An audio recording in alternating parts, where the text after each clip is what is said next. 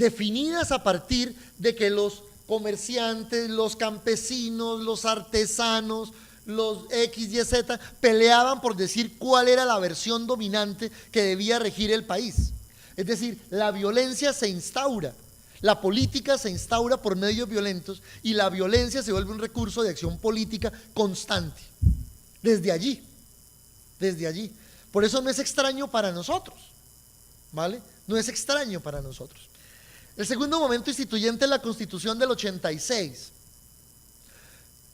Yo estaba en la universidad en el año 91 cuando se promulgó la nueva Constitución y en ese momento tenía una novia que estudiaba Derecho. Su comentario apenas salió la Constitución me dijo la Constitución nueva es terrible porque cambiaron el preámbulo tan bonito que tenía la del 86 y es que Dios como poder soberano, ¿cómo se les ocurre poner en la 91 que el poder soberano es del pueblo? ¿Cómo sacan a Dios?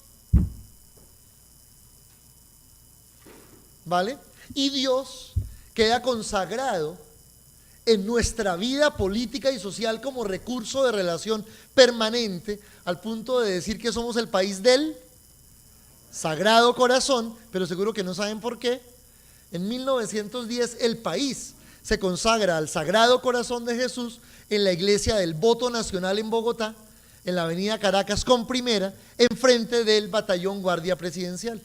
Se llama la iglesia del Voto Nacional, en donde en 1910 el país fue consagrado al Sagrado Corazón. El problema no es el Sagrado Corazón, el problema no es el preámbulo de la Constitución del 86, el problema es que la presencia de la religiosidad ha traído unas consecuencias, Dios no lo quiera, si Dios quiere, ¿sí? Y uno dice, estamos llenos de fatalismos y otro montón de historias. Más adelante lo vamos a ver. Las violencias políticas de los 40s y de los 50s, donde el problema era si era liberal o conservador, lo podría decir o no. Todo el país lo vivió.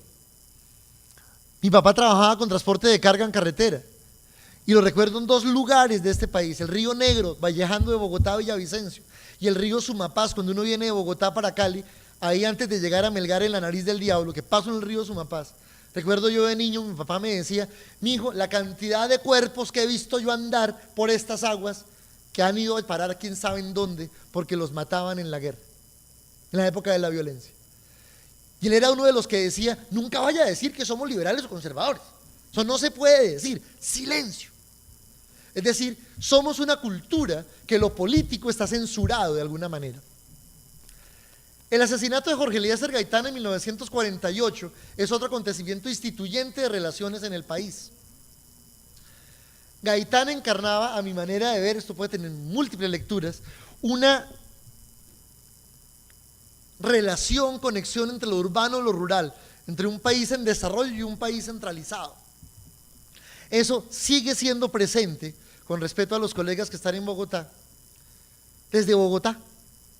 Es increíble que desde las regiones, mal llamadas regiones, desde las otras ciudades del país que no son Bogotá, no se puedan hacer trámites. No es que tiene todo que ir a Bogotá. Sigue siendo un país centralizado. Pero lo más grave de eso no es eso. Fuera de Bogotá decimos es que nosotros en la región, y en Bogotá dicen en las regiones, la región de Bogotá es muy bonita. Más que en esa región vive muchísima gente y es caótica y es fría. El resto de regiones son bonitas. Ese es un principio de simetría. Bogotá es una región del país. Bogotá sigue mirando al país desde la periferia, desde el centro, como periferia.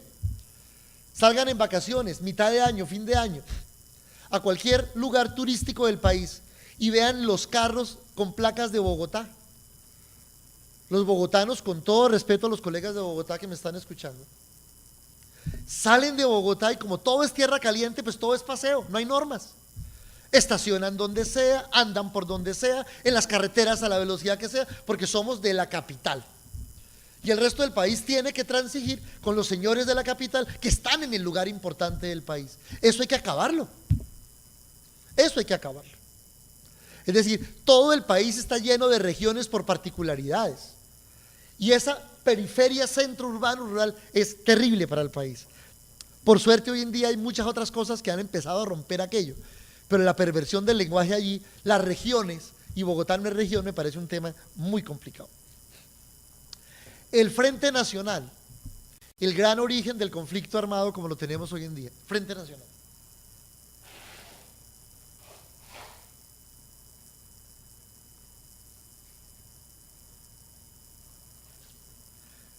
Y el gran origen por algo muy elemental. Para terminar la violencia política, liberales y conservadores, particularmente el doctor Mariano Espina Pérez, se va fuera del país, se va a Sitges, un lugar al sur de Barcelona, y allí comienzan a llegar liberales, conservadores, militares, cuando está Rojas Pinilla en el gobierno, y dicen, mire, los militares no queremos el poder del todo, llegamos a un acuerdo y entregamos esto. Entonces, para no pelear 4 años ustedes, 4 años nosotros. Esa repartición del poder, 4 y 4, lo que hace es una negación de la diversidad del país, y ante esa negación, exclusión, se generan movimientos armados buscando reivindicaciones políticas. Con un contexto latinoamericano muy claro, que era la Revolución Cubana. Son contemporáneos. Entonces, el alzamiento en armas es contemporáneo y se ve como una forma legítima.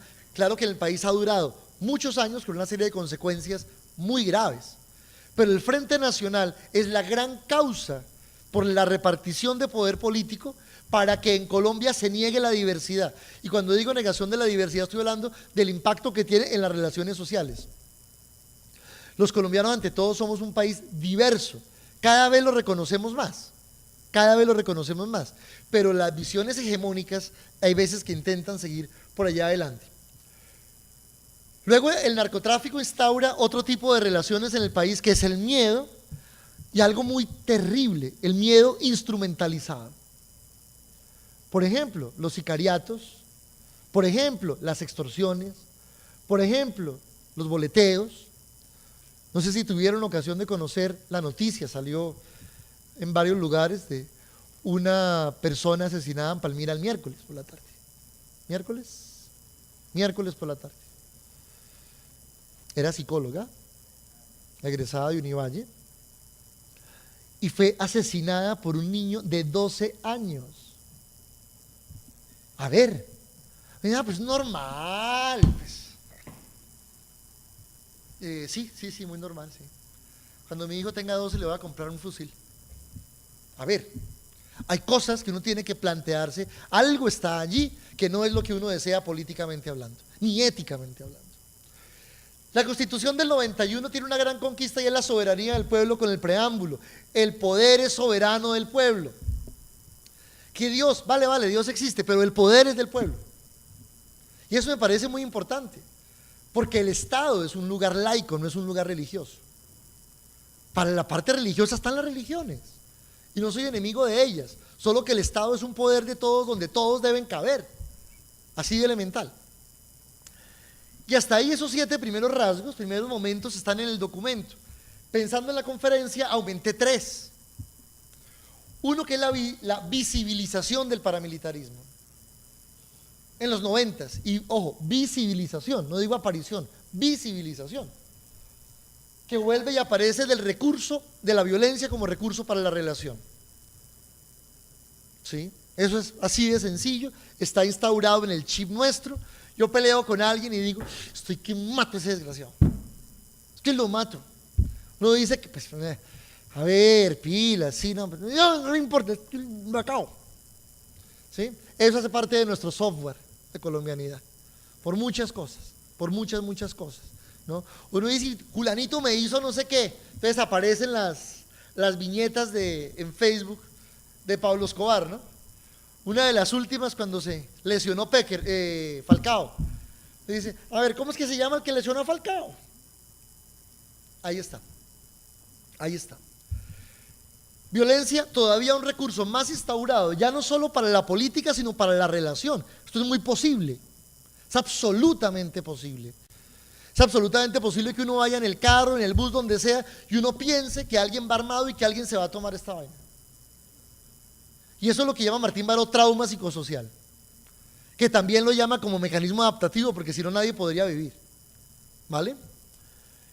Luego, acciones terroristas masivas. Y hago énfasis en acciones. Conceptualmente yo considero que el terrorismo es un acto y no una categoría identitaria de grupo. Eso es otra historia, podríamos discutir después. Lo que es terrorista es el acto, no el grupo. Y eso me parece importante dejarlo claro. Entonces, con las acciones terroristas masivas, por ejemplo, ataques a los pueblos, los secuestros, todo este tipo de cosas, aparece el reconocimiento de la soberanía popular. ¿Cómo así? Claro, porque la gente despertó y empezó a salir a la calle. Gracias a eso, a la foto que salió de Ingrid Betancourt en el año 2007, completamente demacrada, con el pelo liso, largo, la cabeza gacha, flaca, amarrada a unas cadenas, aparece el movimiento No Más Muerte, No Más FARC, No Más Secuestro, y salen millones de colombianos a la calle. Y a partir de allí hay muchos más movimientos, antes lo sabía. La Ruta Pacífica de Mujeres, las comunidades de paz del país, las asambleas municipales constituyentes, las asambleas departamentales económicas como la que tuvo Nariño. Muchas cosas de ese estilo han sucedido. Pero yo creo que las acciones terroristas masivas recuperan la posibilidad de pensar que la gente tiene soberanía popular en algo, en algo. Lo que está sucediendo en Bogotá con el alcalde Petro. Revocatoria del mandato, ¿vale? La revocatoria del mandato claramente es algo que va en esa línea. Me parece maravilloso. Me parece maravilloso la acción, ¿vale? El movimiento popular. Y finalmente la política de desmovilización con la ley 975 del 2005, que el gobierno la hizo, la promulgó, básicamente para la desmovilización masiva de los grupos paramilitares, pero que al día de hoy ha servido para la desmovilización de cualquier actor armado. Yo soy un defensor de la política de desmovilización, no porque sea perfecta, no, sino porque he visto ventajas de la política en muchos lugares que lo voy a señalar hace un rato. Entonces creo que la política ha empezado a posicionar en la ciudadanía la opción de la paz, la opción de la finalización de la guerra, por efecto que los excombatientes están llegando a vivir a muchos lugares, están entrando a las universidades sin que nadie lo sepa.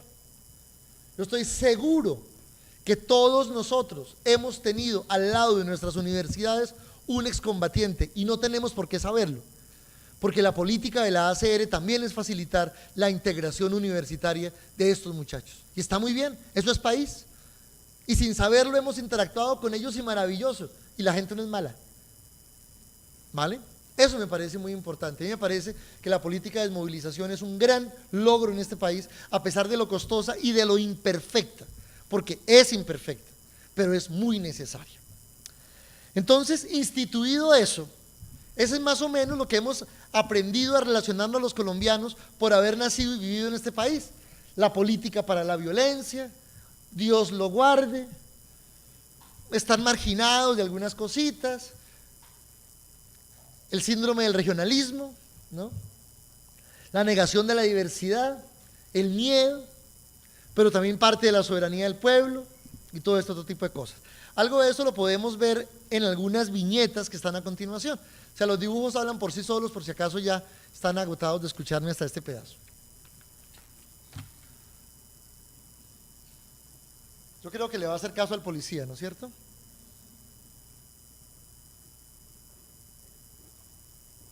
O sea, el problema no es que esté armado, el problema es que está fumando donde no debe.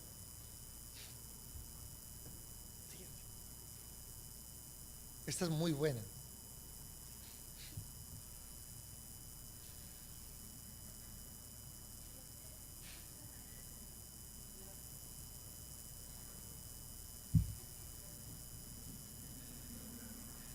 A propósito de los auditores de psicólogos, estando yo en el colegio, mi salón daba hacia la calle, en séptimo grado. Y algún día pasó un habitante de calle y le pareció fácil tirar una piedra. Claro, la tiró, séptimo grado, tenía yo 12, 13 años, no sé. La tiró y la reacción de todos fue: al piso, que van a seguir disparando. Y todos terminamos en el piso. Estoy hablando del año 84, 85. ¿Vale? Siguiente. ¿Les parece conocido? y siguiente. Esta me parece muy divertida. No porque no haya que comprar productos colombianos, sino porque es que hay ironías de la vida y contradicciones que terminan siendo bonitas, que nunca uno tiene que restregárselas a nadie, pero sí decirlas sin nombre. Cuando se firmó el TLC, yo estaba recién llegado a Cali, y la gente, no al TLC, no al TLC, todo lo colombiano, bla, bla, bla. A los 4 o 5 meses llegó Price Smart, esta cadena que solo está en Barranquilla y Cali, de productos gringos. Y más de uno de los que vi manifestarse en contra del TLC fueron los primeros en sacar la tarjeta de Price Smart porque era más barato. Vale, creo que eso lo dice todo, ¿no es cierto? Entonces, es mejor ir a Price Smart a comprar una torta que vale en Price Smart 20.000 pesos que seguirle pagando a una pastelería de la ciudad del país 60.000. Pero no al TLC, no al TLC, ¿vale? Listo. Eso es para decirles que no al TLC, ¿no es cierto? Y el pollo es más barato en Price Smart, es que se consiguen unas cosas tan deliciosas. Vale. Pero hay que apoyar la industria nacional. Sí. Por eso le toca a los gremios, ¿no es cierto? Bueno. Sigamos entonces para como concluir esta primera parte de contexto. Y el tiempo se nos viene encima. Bueno. Es cómo se gestiona a partir de todas estas situaciones la memoria, la reconciliación y el posconflicto. O sea, esto era contexto, imagínense. Vamos a empezar entonces. Bueno, no importa, siguiente. Entonces el tema de la memoria, vamos a entrar allí al tema de la memoria, a ver cómo nos va con este asunto. La memoria en sí misma debe ser entendida como un proceso colectivo de intercambio, transformación y sostenibilidad de recuerdos, olvidos y proyectos compartidos. ¿Qué quiero hacer énfasis? Dos cosas. Primero, insisto, sigo hablando desde el construccionismo. Y en segundo lugar, si algo define lo que es la memoria como constructo, son los procesos de recuerdo y olvido. La memoria también es olvido, la memoria no solo es recuerdo, también es olvido. Entonces, el análisis de los procesos colectivos de recuerdo y olvido hacen parte del problema de la memoria.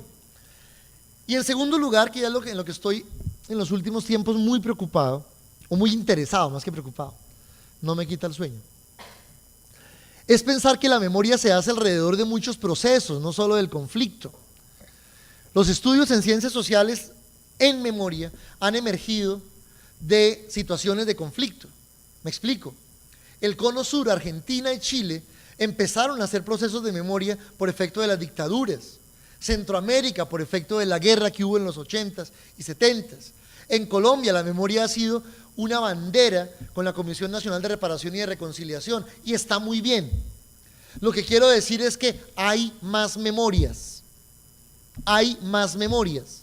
Otras memorias que hay, el 5-0 de Colombia-Argentina. Ah, pero eso es que es pan y circo para el pueblo.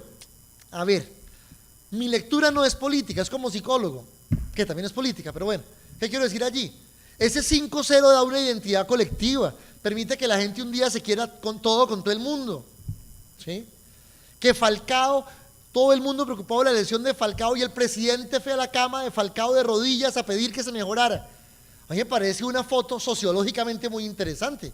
¿Quién tiene poder en este país? Lo que el presidente está diciendo es, hermanito, usted tiene una capacidad de congregación y mantener la paz en Colombia que no tengo yo, mejórese. Hombre, la memoria está fuera del conflicto también. La memoria está en la música, la memoria está... Hay una cosa que me llamó la atención aquí en Cali, yo llevo en Cali 3 años, escucharon a los estudiantes decir que los peinados afro hacen parte de la memoria del pueblo afro, me parece genial. La memoria es comida. Pensemos que la memoria es mucho más que el dolor y el sufrimiento. Eso es lo que quiero decir con esto. Pero como estamos hablando del conflicto, vamos a mirarla vinculada al conflicto. Siguiente. La memoria, a mi juicio, debe surtir dentro de la psicología y la psicología social algunos propósitos como son la no repetición, lo cual no lo garantiza, la no repetición de los hechos violentos, pero debe permitir aprendizajes generativos,